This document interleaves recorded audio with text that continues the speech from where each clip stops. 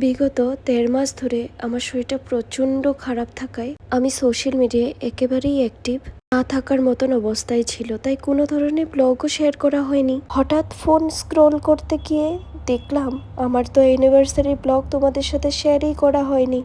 করব করব করে এই শরীর খারাপে রয়েই গেছে। এখন আমি মোটামুটি সুস্থ, তাই ভাবলাম তোমাদের সাথে ব্লগটা শেয়ার করাই যাক।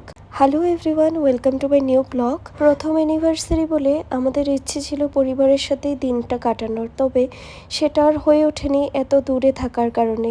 তাই আমরা ডিসাইড করেছিলাম কোনো একটা জায়গায় যাব।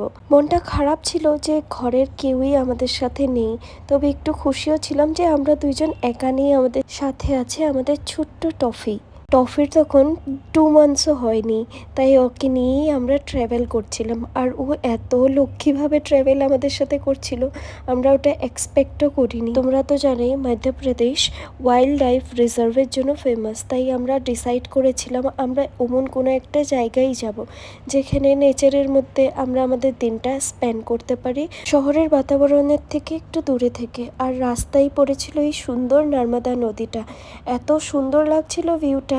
আমি জানো তো ফটোতে ক্যামেরায় অতটা ক্যাপচারই করতে পারছিলাম না যতটা আসলে সুন্দর ছিল।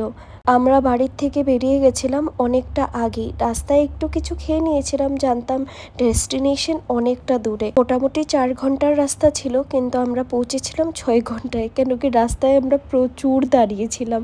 এত সুন্দর সুন্দর ভিউ ছিল, না দাঁড়িয়ে পারাই যাচ্ছিল না।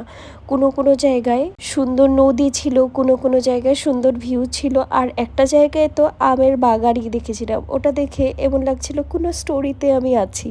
টফি তো পুরো ঘুম, আমি যাচ্ছিলাম পুরো রাস্তা রেকর্ড করতে করতে আর গান শুনে এনজয় করতে করতে। আর সিদ্ধার্থ বেচারা পুরো রাস্তা গাড়ি চালিয়ে যাচ্ছিল, ও অবশ্যই মজাই পাচ্ছিল, কেন কি রাস্তা এত ভালো ছিল, না ছিল কোনো ট্রাফিক, না ছিল পলিউশন, পুরো নেচারের মাঝখান দিয়ে সরু সরু রাস্তা করে দিয়েছিল জানো। আর প্রতিটা ভিউ একটার থেকে একটা সুন্দর। এভাবেই আমরা পৌঁছে গেছিলাম সতপুরা। আর সতপুরা হলো মধ্যপ্রদেশের একটা টাইগার রিজার্ভ এরিয়া। ওই বলেছিলাম না মধ্যপ্রদেশ পুরো টাইগার রিজার্ভ এরিয়ার জন্য ফেমাস। এখানে এমনই অনেক জায়গা আছে, আর আমরা যে এই জায়গাটা দিয়ে যাচ্ছিলাম এটা পুরো ন্যাশনাল পার্কের মধ্যে দিয়ে যাওয়া কিন্তু রাস্তা তোমরা দেখছো। ওই সময় জানুয়ারির মান্থ ছিল, তার জন্য গেহু খেতেও হচ্ছিল। আর এই যে দেখো আমরা ডেস্টিনেশন পাওয়ার আগের মেইন রাস্তাটা আমরা দেখে ভাবছিলাম যে আমরা কোনো ভুল রাস্তায় এসে পড়লাম না তো। গুগল ম্যাপ তো আজকাল অনেক সময় অনেক ভুল রাস্তাও দেখায়। আর একদিকে সন্ধ্যাও নেমে আসছিল, ওই ধরে নাও 4টা বেজে পারই হয়ে গেছিল। আর রাস্তার নামে এমন রাস্তা দিয়ে এগিয়ে ফাইনালি আমরা পৌঁছে গেছিলাম আমাদের ডেস্টিনেশন। আর জায়গাটার নামও ছিল জঙ্গল আশিয়ানা, পুরো জঙ্গলের মাঝখানে। আর ওখানে জানো তো নেটওয়ার্কও জিরো ছিল। আমার অবশ্যই ব্যাপারটা খুব ভালো লাগছিল যে আমরা কোনো ফোন কলস ইন্টারনেট ছাড়া নিজেদের মাঝখানে টাইমটা স্পেন্ড করব, যেটা নর্মালি হয়ে ওঠে না।